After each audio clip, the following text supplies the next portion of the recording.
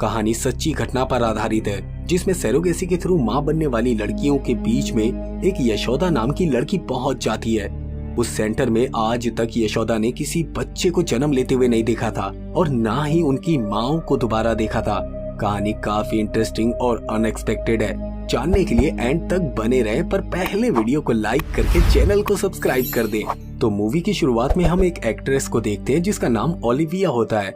वो एक पुल में नहा रही होती है। तभी दो आवारा लड़के उसका पीछा करते हैं और उसके साथ गलत काम करने की सोचते हैं, इसलिए वो उसके ड्रिंक में एक ड्रग्स मिला देते हैं। उस ड्रिंक को पीने के बाद ओलिविया की मौत हो जाती है और उसके चेहरे पर अजीब से किस्म के रैशेस बन जाते हैं। जब पुलिस इन्वेस्टिगेशन करती है तो उसे ओलिविया की ऑटोप्सी रिपोर्ट से पता चलता है कि उसकी मौत 2 ड्रग्स की हाई डोज लेने की वजह से हुई है, जिसमें एक ड्रग्स का नाम LSD है और दूसरी ड्रग्स के बारे में उन्हें पता नहीं चल पाता है। उसके बाद हम इस मूवी के मेन कैरेक्टर यशोदा को देखते हैं, जो एक हॉस्पिटल में आती है और यहाँ हमें पता चलता है कि वो 3 महीने की प्रेग्नेंट है। दरअसल यशोदा पैसों के लिए सरोगेसी माँ बनी है, यानी कि ये बच्चा पैदा होते ही किसी और के पास चला जाएगा और उसके बदले यशोदा को पैसे मिलेंगे। जब यशोदा चेकअप के लिए अंदर जाती है तो डॉक्टर उसे कहती है कि कंपनी वाले आधे पैसे देकर तुम्हें अपने साथ ले जाएंगे। यशोदा की एक छोटी बहन भी होती है और उसे कोई गंभीर बीमारी है जिसके इलाज के लिए उसे पैसों की सख्त जरूरत है, इसीलिए यशोदा सरोगेट मदर बनी है। अगले दिन यशोदा के घर पर एक आदमी पैसों से भरा हुआ बैग लेकर आता है और गाड़ी में बैठाकर वो उसे बेहोशी वाली दवा खिला देता है। उसके बाद जब उसकी आंख खुलती है तो वो अपने आप को उस कंपनी में देखती है जिसके बारे में डॉक्टर उसे बता रही थी, और उस कंपनी का नाम था एवा। तभी वहाँ मधु नाम की एक लड़की आती है जो यशोदा को समझाती है कि यहाँ पर किस तरह रहना है और खाना पीना है। यहाँ मधु यशोदा से कहती है कि जब तुम्हारी डिलीवरी हो जाएगी तो तुम्हें बाकी के पैसे भी मिल जाएंगे और फिर तुम अपने घर जा सकती हो। दूसरी तरफ एक डॉक्टर पुलिस ऑफिसर ऋषि को रिपोर्ट देते हुए कहता है कि शिव की मौत तो दम घुटने से हुई है। तब ऋषि कहता है कि शिव की मौत तो ब्लास्ट होने की वजह से हुई है। यहाँ ये लोग जिस शिव की बात कर रहे हैं उसकी मौत उसी दिन हुई थी जिस दिन यशोदा को उस कंपनी वाले लोग लेकर जा रहे थे, लेकिन शिव की मौत कार में ब्लास्ट की वजह से हुई थी। उसके साथ आरुषि नाम की मॉडल भी थी। तब डॉक्टर ऋषि से कहता है कि कार में ब्लास्ट तो हुआ था, लेकिन कार में एयरबैग काम ना करने की वजह से शिव की मौत हुई थी। अब ये सारी बातें ऑफिसर ऋषि कमिश्नर को बताता है। कमिश्नर कहता है कि मीडिया को बुलाकर हमें इस केस को बंद कर देना चाहिए, लेकिन ऋषि उन्हें ऐसा करने से मना करता है और कहता है कि मुझे थोड़ा और टाइम दीजिए, मैं शिव की मौत का सच जानकर ही रहूंगा और मुझे इस केस के लिए किसी एक्सपर्ट की जरूरत भी पड़ेगी। मेरी नजर वासुदेव सर पर है जो पुलिस को ट्रेनिंग देते हैं। फिर कमिश्नर ऋषि को ये परमिशन दे देता है। दूसरी तरफ सुधा नाम की एक वार्डन यशोदा को स्कैनिंग के लिए लेकर जाती है। स्कैनिंग रूम में गौतम नाम का एक डॉक्टर होता है जो वहाँ मौजूद सरोगेसी मदर बनी लड़कियों की स्कैनिंग करता है। धीरे धीरे यशोदा और गौतम एक दूसरे को पसंद करने लगते हैं। एक दिन जब सभी सरोगेट मदर खाने की टेबल पर होती हैं, तो वो सभी अपना एक दूसरे से इंट्रोडक्शन करवाती है। किसी का 8वां महीना चल रहा है तो किसी का 6ठा महीना चल रहा होता है, जिनके नाम तेजू, लीला, काजल और जेनी होते हैं। शुरू में तो यशोदा उनके साथ कंफर्टेबल नहीं हो पाती है, लेकिन बाद में उन सभी की दोस्ती हो जाती है और वो एक साथ रहने लगती है। एक दिन तेजू यशोदा की रैगिंग के लिए जोन 2 से सिगरेट की डिब्बी लाने को कहती है, क्योंकि जोन 2 में किसी भी पेशेंट का जाना मना था। तेजू ने तो ये सब मजा लेने के लिए कहा था, लेकिन जब यशोदा जोन 2 में जाती है तो वहाँ का सिक्योरिटी ऑफिसर यशोदा को देख लेता है और वो उसे वार्न करने लगता है। तभी वहाँ डॉक्टर गौतम भी आ जाता है और वो यशोदा को वहाँ से बाहर ले जाता है और उसे समझाता है कि यहाँ पर सिर्फ डॉक्टर और स्टाफ के लोग ही आ सकते हैं, पेशेंट का यहाँ आना सख्त मना है। उधर वासुदेव सर शिव रेड्डी की कार को देख के बताते हैं कि ये एक प्री प्लान मर्डर था, क्योंकि कार के सारे एयरबैग में केमिकल को इंजेक्ट किया गया था।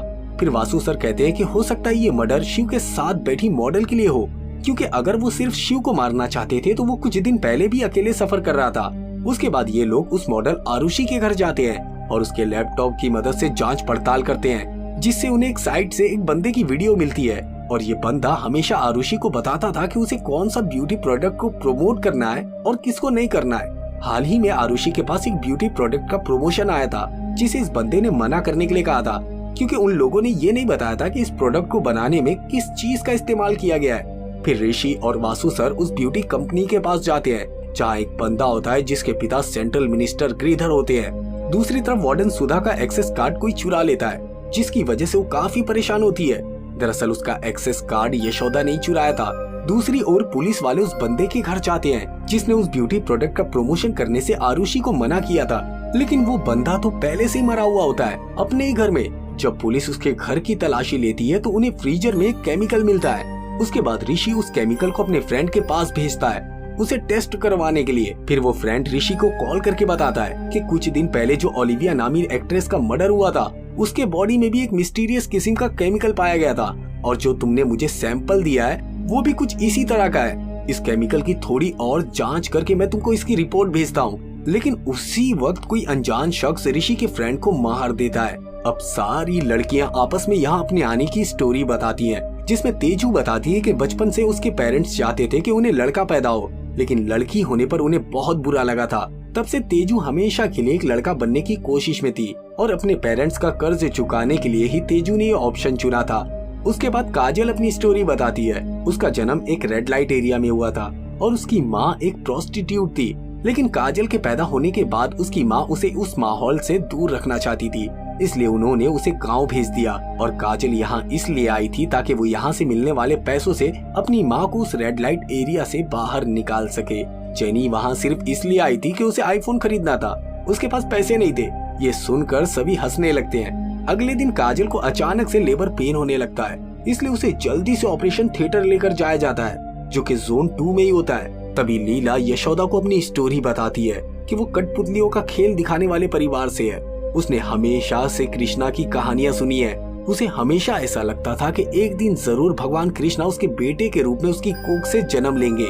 लेकिन जब उसकी शादी हो गई तब उसे डॉक्टर के जरिए पता चला कि वो अपने हस्बैंड के साथ कभी भी बच्चा नहीं पैदा कर पाएगी। तभी उसे सरोगेट मदर बनने का भी ऑफर मिला, जिससे वो बहुत खुश हो गई थी। वो अपनी कोख से कृष्णा को जन्म दे सकती थी। वो बस एक बार अपने बेटे का चेहरा देखना चाहती थी। इधर मधु सबको बताती है कि काजल का बच्चा उसके पेट के अंदर ही मर गया था।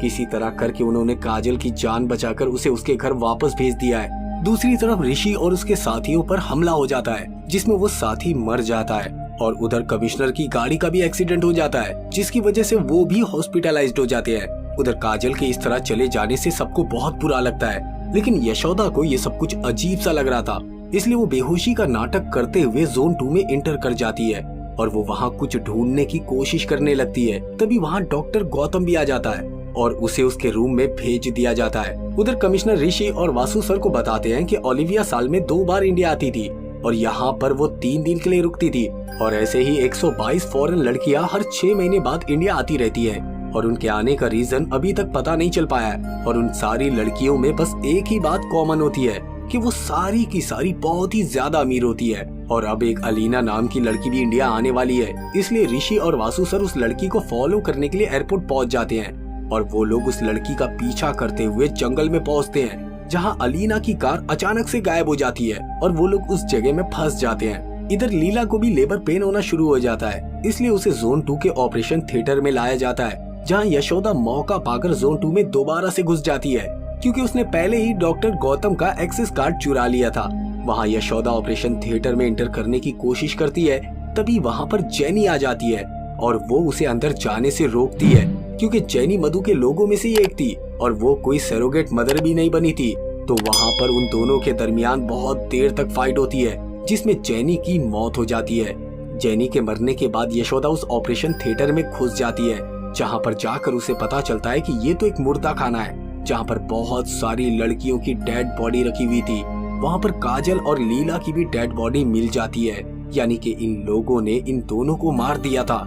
यशोदा को वहां पर मधु और सिक्योरिटी ऑफिसर तेजा देख लेता है। उसके बाद यशोदा असिस्ट रूम में जाती है, जहां पर उसे लीला का बच्चा मिल जाता है, जिसे कंटेनर में फ्रीज करके रखा गया था, और ऐसे ही वहां पर हजारों बच्चों को फ्रीज करके रखा गया था। ये देखकर यशोदा हैरान हो जाती है। तभी वहां पर तेजा भी आ जाता है और यशोदा को पकड़कर एक रूम में लेकर जाता है और वो उसे मारने की कोशिश करता है, लेकिन यशोदा उसे ही मार डालती है और वहां से निकलकर वो एक दूसरे रूम में जाती है, जहां पर मधु अचानक से उसके सामने आ जाती है। तभी वहां गौतम भी आ जाता है। तब यशोदा किसी भी तरह करके मधु के गले पर चाकू रख के उसे कहती है, तुम लोग ये सब क्यों कर रहे हो और मुझे सच बताओ। तब गौतम यशोदा को बातों में उलझाते हुए कहने लगता है कि तुम मधु को मार दो, क्योंकि यहाँ पर बहुत सारे इलीगल काम हो रहे हैं। इसी दौरान वो यशोदा को पकड़ लेता है और उसकी गर्दन पर चाकू रख देता है। फिर मधु और गौतम यशोदा को बांध देते हैं। यानी कि गौतम और मधु दोनों भी इस इलीगल कामों में पार्टनर थे। यहाँ पर मधु यशोदा को अपनी बैक स्टोरी बताती है कि कुछ सालों पहले गिरिधर किसी कॉलेज में एक चीफ गेस्ट की तरह आता है। उस वक्त उस कॉलेज में एक ब्यूटी कंपटीशन चल रहा होता है। स्पीच के दौरान गिरिधर कहता है कि ब्यूटी का असली मतलब होता है दिल की खूबसूरती। उसी कॉलेज में मधु भी होती है और वो इस बात का गिरिधर को जवाब देती है। मधु ज्यादा फोकस फेस की ब्यूटी को कहती है कि अगर लड़की खूबसूरत होगी तभी वो कुछ कर पाएगी, अगर वो खूबसूरत नहीं होगी तो कुछ भी नहीं कर पाएगी। उसी कॉलेज में गौतम भी होता है जो मधु से बहुत प्यार करता है। गौतम मधु को प्रपोज करता है, लेकिन मधु उसे बुरा भला कहते हुए उसे ठुकरा देती है। उस वक्त गिरिधर भी मधु को एक ऑफर देता है कि मैं तुम्हारी खूबसूरती और तुम्हारी बातों से बहुत इम्प्रेस हो गया हूँ, इसलिए मैं तुमसे शादी करना चाहता हूँ। फिर मधु गिरिधर की प्रॉपर्टी देखकर उससे शादी के लिए हाँ कर देती है। लेकिन शादी की रात मधु गिरिधर से कहती है कि अगर मैं प्रेग्नेंट हो गई तो मेरी ब्यूटी खराब हो जाएगी। उसके बाद भी मधु प्रेग्नेंट हो जाती है। जैसे जैसे दिन गुजरने लगते हैं वैसे वैसे मधु की खूबसूरती भी खत्म होने लगती है। तो डॉक्टर उससे कहती है कि तुम्हें एक रेयर किस्म की बीमारी है और इसका कोई भी इलाज नहीं है। टाइम बहुत ज्यादा गुजर चुका था, इसलिए अब वो अबॉर्शन भी नहीं करवा सकती थी। मधु की हालत इतनी ज्यादा खराब हो जाती है कि वो सुसाइड करने की कोशिश करती है, लेकिन वो बच जाती है। गिरिधर मधु की ऐसी हालत देखकर उसे छोड़ देता है और कहता है कि जिस खूबसूरती को देखकर मैंने तुमसे शादी की थी वो तो अब खत्म हो चुकी है। उसी दौरान गौतम मधु के पास आता है और कहता है कि मधु मैं तुम्हें फिर से खूबसूरत बना सकता हूँ, लेकिन मेरी एक शर्त है, तुम्हें हमेशा मेरे साथ ही रहना होगा।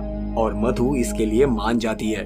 उसके बाद गौतम मधु को अपनी लैब में लाकर उसके ऊपर बहुत सारे एक्सपेरिमेंट करता है और फाइनली गौतम का एक एक्सपेरिमेंट सक्सेसफुल हो जाता है और फिर मधु पहले से भी ज्यादा खूबसूरत हो जाती है। एक बार फिर से मधु गौतम को धोखा देती है। वो गिरिधर को बुलाकर उसके आदमियों से उसकी पिटाई करवाती है।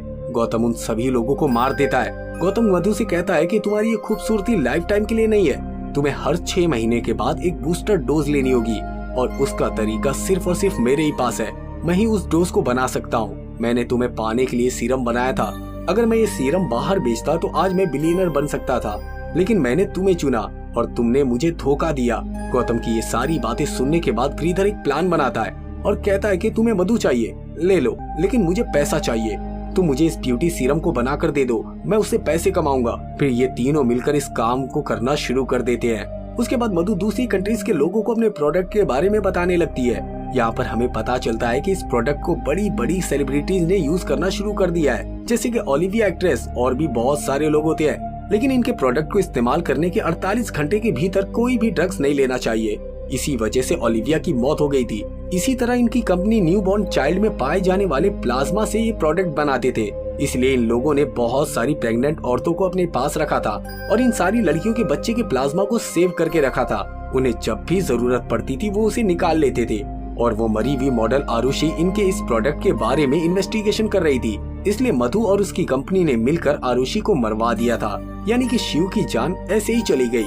इन कामों में जो भी रुकावट बना उन्होंने उसे रास्ते से ही हटा दिया। खैर किसी तरह करके यशोदा वहाँ से भागने की कोशिश करती है। एक तरफ ऋषि और उसकी टीम को ये बात पता चलती है कि इस सब काम में कमिश्नर भी शामिल है। ये कमिश्नर उनके साथ रहते हुए मधु और उसकी टीम को इन्फॉर्मेशन पहुंचाता था, इसलिए मधु और गिरिधर उन सभी लोगों को अपने रास्ते से हटाना चाहते थे। गौतम एक बार फिर से यशोदा को पकड़ लेता है, लेकिन इस बार यशोदा गन उसके ऊपर तान देती है। दरअसल यशोदा एक ट्रेंड पुलिस ऑफिसर है, यानी कि जब यशोदा अपनी ट्रेनिंग खत्म करने के बाद ड्यूटी ज्वाइन करने गई थी तो वहाँ पर पुलिस ऑफिसर ने उसे अपने पास एक रात गुजारने को कहा था कि अगर वो ऐसा नहीं करेगी तो बदले में उसे पैसे देने होंगे, तभी वो उसे ज्वाइन होने देगा। जब ये बात यशोदा की बहन को पता चलती है तो वो सोच लेती है कि मैं बहुत सारे पैसे जमा करूंगी और अपनी बहन को पुलिस में ज्वाइन करवा कर ही रहूंगी। डीप में इन्वेस्टिगेशन करने पर ये बात पता चलती है कि यशोदा की बहन ने सरोगेट मदर बनने का फैसला किया था, लेकिन यशोदा की बहन को वो हॉस्पिटल वाले किसी दूसरी जगह लेकर गए थे। उसके बाद यशोदा ये फैसला करती है कि वो खुद एक सरोगेट मदर बनकर उनका काम तमाम करेगी और अपनी बहन को बचाकर वापस लाएगी। इस तरह से यशोदा जिस दिन से यहाँ पर आई थी उसने हर चीज को बहुत ही अच्छे तरीके से देखा था कि कैमरा कहाँ पर है। तभी यशोदा के पास कुछ गार्ड्स आ जाते हैं और उसे मारने की कोशिश करते हैं, लेकिन यशोदा उन्हें मार डालती है। दूसरी तरफ ऋषि और उसकी टीम कमिश्नर का भी काम खत्म कर देती है। इस तरह यशोदा वहाँ मौजूद सभी गार्ड्स को मारकर उस कंपनी में मौजूद सभी लड़कियों को बाहर निकालने लगती है। यहाँ पर हमें ये बात पता चलती है कि मधु ने खुद को खूबसूरत रखने के लिए अपने ही बच्चे का प्लाज्मा दे दिया था, इस तरह मधु ने अपने ही बच्चे का प्लाज्मा यूज करके खुद के लिए खूबसूरती हासिल की थी। इस बात का पता चलते ही उन लड़कियों को मधु पर गुस्सा आने लगता है। फिर वो सभी लड़कियां मिलकर मधु को खाई से गिराकर मरने के लिए छोड़ देती हैं और यहीं पर ये मूवी खत्म हो जाती है। अगर आपको हमारा ये वीडियो पसंद आए तो वीडियो को लाइक, चैनल को सब्सक्राइब और हाँ, बेल आइकॉन के बटन को दबाना ना भूलें।